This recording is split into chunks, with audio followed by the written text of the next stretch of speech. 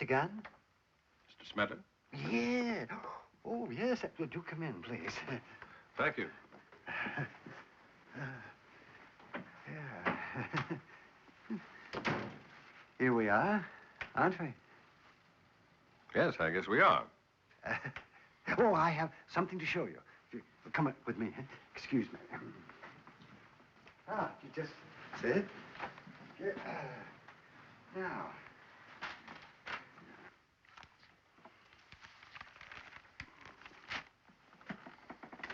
Oh, yes. Everyone's been talking about this. That was quite a job last night. Oh, you should have seen their faces this morning. Mr. Lockton, the bank president, he blamed the first vice president blamed the second vice president, so on down. Oh, you should have seen. It was virtual chaos everywhere you looked. How did you know? How did I know? Well, I was there. I have been there for the past 27 years. I'm the assistant cashier, and I'm also custodian of the vault. Oh, I see.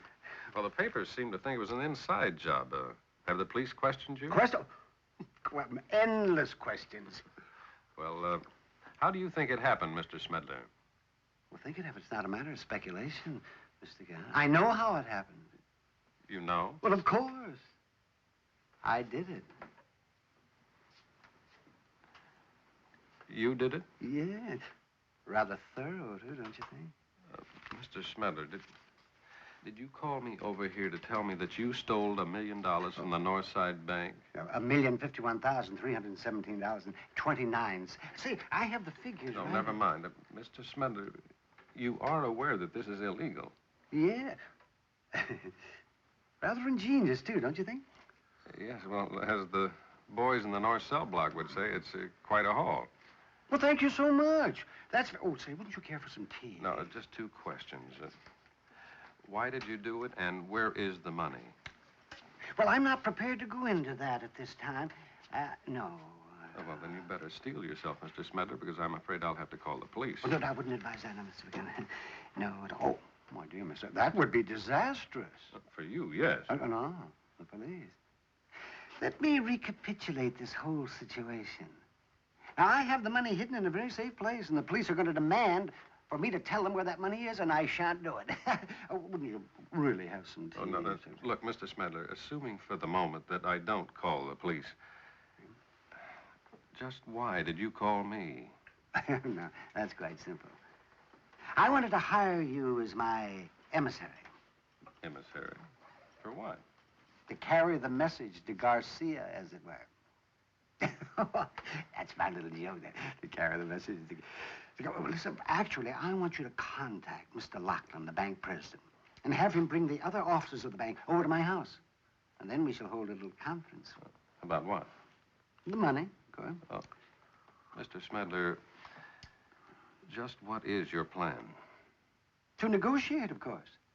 You mean you're considering returning the money? Yes, of course. If we can reach an agreement. Of course, they shall have to hop to my tune. Hop to his tune? Shh. Hop to his tune? That's the idea. Yeah, well, I'll send a detail over to pick him up. Lieutenant, that's the one thing I wouldn't advocate. He's got the money. Look, I talked to the man. Believe me, he's way out. Look, Pete. Lieutenant, Smedler is a man with a plan. Now, undoubtedly, he took the money, but I don't think he's going to give it up until his terms are met.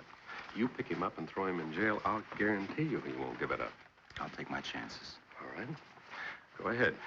You'll be the only patrolman in history that ever blew $1 million bank robbery.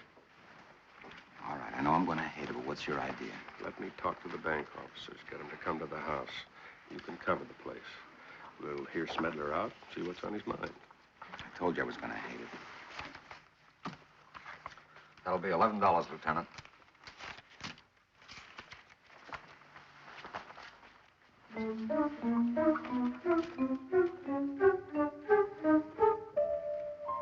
Gentlemen, Mr. Lachlan. Right over there, please.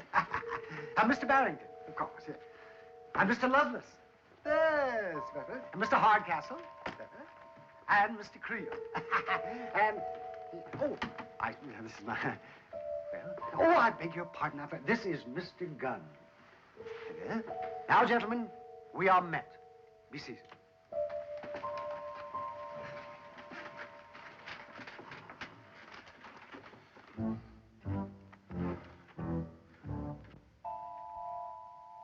Well, are we all comfortable?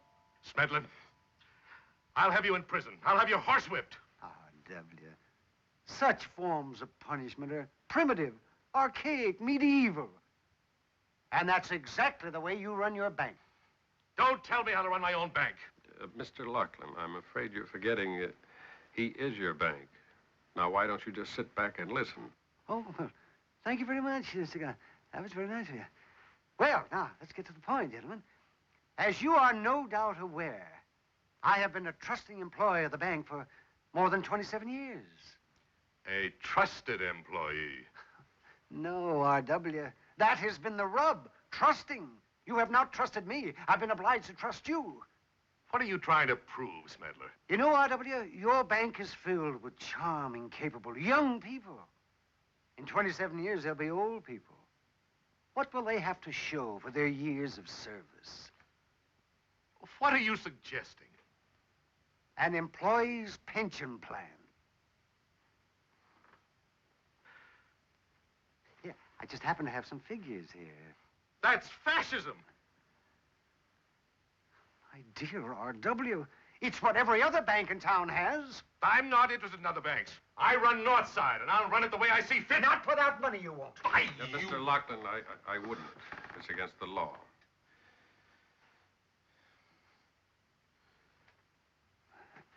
Well, now then, let us say that you permit me to institute my pension plan. Just let us say that, huh? Yeah. Then I shall return your money to you. Well, that's blackmail, Smedler. Yes, it is, isn't it? Well, gentlemen, now then, what is our vote?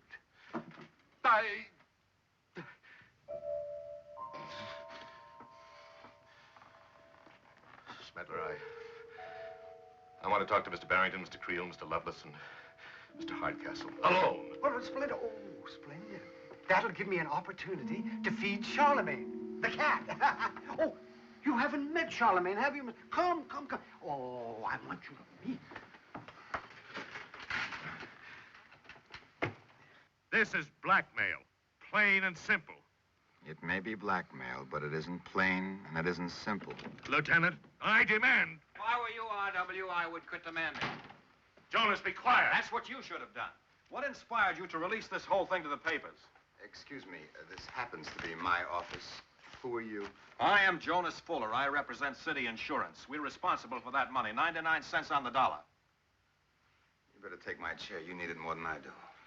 R.W., what in the world prompted you to do this? Well, the man's a thief. He should be exposed to the public. Here, drink this. Now, let me tell you what you've done. By releasing this story, you have made a hero out of Smedler and exposed yourself as the last of the Stone Age bankers. What are you talking about? About a small matter called public opinion? R.W., this may come as a shock to you, but there are more poor people in this world than rich people. Well, what's the issue? The issue is simply this. Right or wrong, people always take sides. They usually root for the underdog. By your bombast and pomposity, you have made Smedler the world's greatest living underdog. Well, that's ridiculous. Don't bet on it, R.W. Interesting thought, don't you think, Lieutenant? It's got color. Mr. Lockland, why don't you just sign right here? Well, what's that? It's a complaint. You sign it, we pick him up. Are you out of your mind?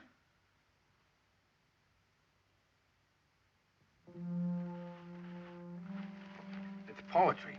Absolute poetry. Pretty good trick. Good, huh? Why, a job like this would be 6 months in the planning. Laying out schedules, casing, important talent. In one night, this little bomber cleans out the whole bank. Doesn't even live in car fare. He looks like a pixie. Pixie, huh? It's pixies like this we could use in our organization. You thinking of going into partners with him? Yeah. In a manner of speaking.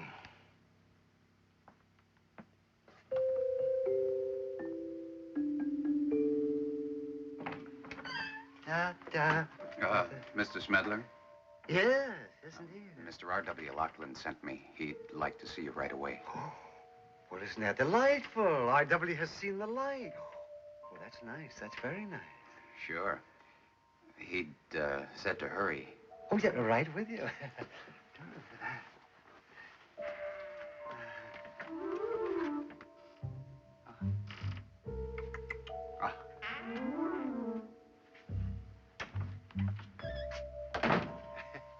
Better safe than sorry.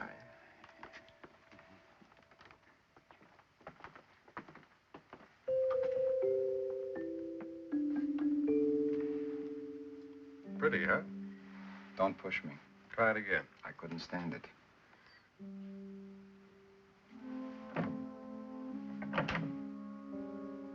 Trusting soul. That's what he said.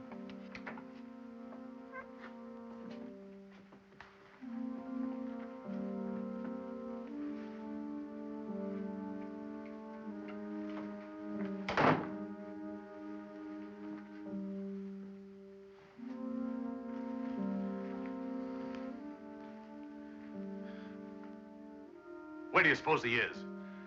Well, he must be upstairs counting his money. Smedler! Try, Horatio. Horatio? Horatio? This is your friend, R.W. Lockland. Won't you come down and join us?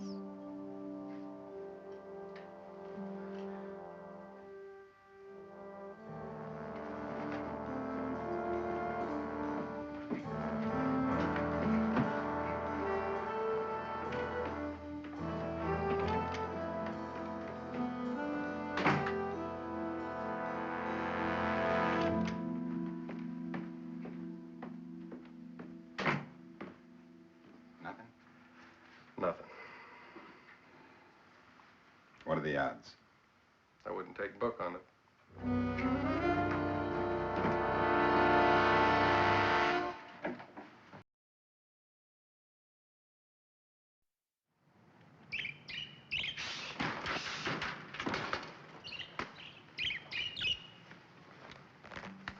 Drop the gun, Louie. Drop the gun. No, schnook. Look, I told you, this is Peter Gunn, and we don't need those jokes, Irving. Now, come on, try it again. Now, the purse bit. Give me the purse. Purse. Officer, somebody stole my purse.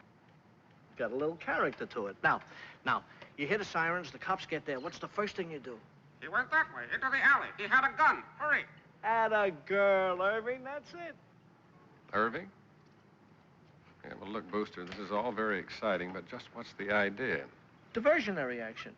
I plant Irving up in a tree. He starts to scream blue murder. The cops are trying to figure it out. I'm hitting a house a half a block down the street. I thought you gave up that kind of work. Well, I did, but you never really kicked the habit. Not when you're a creative heister, Pete. You keep thinking all the time. Yeah, well, I've got a little heist I would like for you to think about. Well, I don't know. My parole officer's been like a father to me. That's very touching. Booster, I need a little information. Well, I've been kind of like a father to Irving. He's got to eat, you know. Buy him some birdseed. He likes pheasant. That's barbaric. I only teach him to talk. I don't mess with his emotional problems. Booster, you've heard of a Horatio Smedler? Horatio Smedler, take us to your leader. Everybody's heard of Horatio Smedler. He disappeared from his house. I doubt if it was his idea. I think somebody grabbed him for the money. Nice catch. You wouldn't have any idea who that might be. He went that way, down the alley. He had a gun. Will you keep your big mouth shut? Can't you see I'm talking business? As we were saying, Irving, Booster. Well, I don't know. You're asking a lot of dangerous questions of a poor old lonely man and his bird. All right. Now, that's all the companionship you're going to get. I want it, all of it. Well, whoever would tap Smedler would grab himself a hatful of heat. So? Maybe it's a cool top operator. Such as? Well, perhaps Carl Braden. Where do I find him? Carl Braden. Where do you find Carl Braden? Let's see. Where would we find Carl Braden? Foot of River Street, Old Freight Office, number 129. Thanks, Booster. Gee, all of a sudden, I don't remember what we were talking about. Let's see now. Gentlemen, how many times must I state my position? I have no intention of telling you where that money is. Mine, no. Smedler, it's getting real late out. Indeed, which prompts me to add, unless you release me forthwith, I shall be forced to bring kidnapping charges against you. I don't think it'll come to that, Mr. Smedler. You realize we're prepared to kill you. Oh, now that would be a boo-boo. Oh, that most certainly would be a boo-boo. You'd never find out where the money was then. Smedler, I think we've gone about as far as we're gonna go. Oh, my, yes, I'm sure that everyone's patience is at raw ends. You know, we have ways of obtaining information. Right there.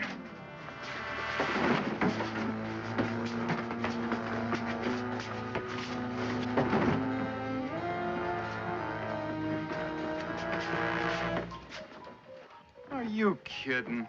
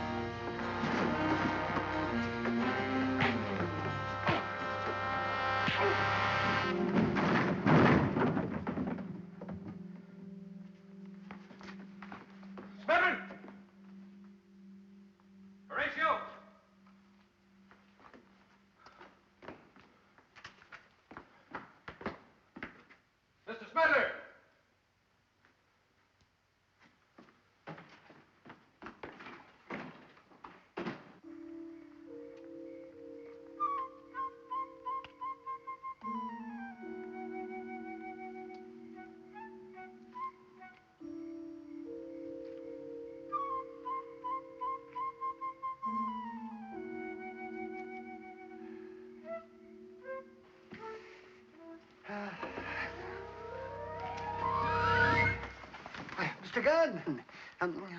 How do you do? Smedler, Horatio. Jacoby, Lieutenant. Mr. Smedler, why did you leave the freight office? Well, that's quite simple. I abhor violence.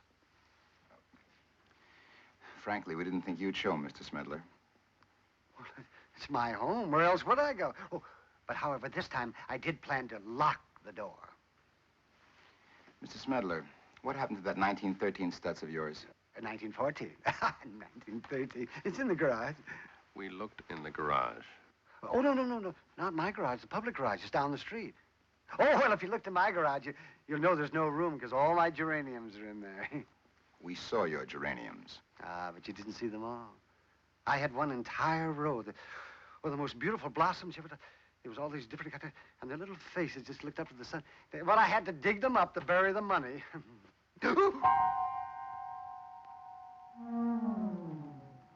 Here, R.W., here's something from the Daily Globe. Now listen to this.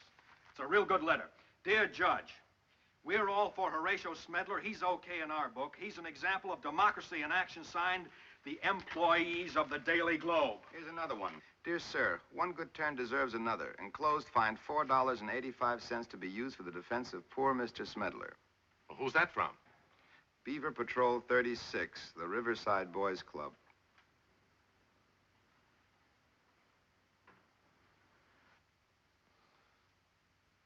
Your Honor, I've been thinking. I believe Smedler certainly has a point. Employees should have a pension plan. And I'm prepared to drop the charges against Mr. Smedler. Unfortunately, we can't do that. Mr. Smedler's committed a felony. It's a matter for the state. And now I've got to go out there and sentence him. Horatio Smedler, there's been a great deal of sentimentality and strong public opinion in this case. The court, however, cannot and will not be swayed by these factors.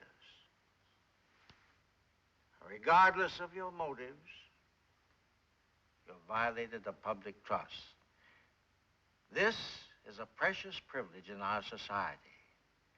And therefore, it is the judgment of this court that you be sentenced to state's prison as the law prescribes. Court adjourned. Well? Well, R.W., you know something? You'd be ahead of the game if they were taking you instead of him. What do you mean?